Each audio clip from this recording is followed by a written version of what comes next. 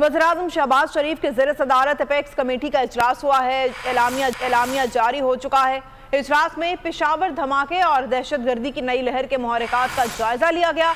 Apex committee का दहशत गर्दी के खात्मे के लिए वफाक और सूबों के दरमियान यकसा सोच और हिकमत अमली अपनाने पर इत्तेफाक। मुल्क में दहशत गर्दों की मुआवनत करने वाले तमाम ज़राए ख़त्म करने पर इत्तेफाक किया गया।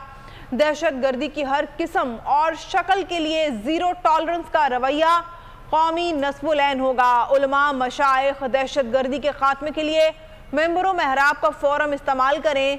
एपेक्स कमेटी उलमा आवाम को आगाह करे कि ऐसे हमले कतन हराम और कुरान और सुन्नत के खिलाफ हैं। बेगुनाहों का खून बहाने वालों का इस्लाम से कोई ताल्लुक नहीं है। एपेक्स कमेटी की वज़ीर-ए-आज़म की जानिब से APC बुलाने के फैसले की तहसील नेक्टा CTD और पुलिस की अपग्रेडेशन, तरबियत, असलहा, टेक्नोलॉजी और दीगर ज़रूरियात के हवाले से तजावीज़ की असूली मंजूरी दी। खैबर पख्तूनख्वा में फौरी तौर पर CTD हेडक्वार्टर तामीर करने का फैसला किया गया है।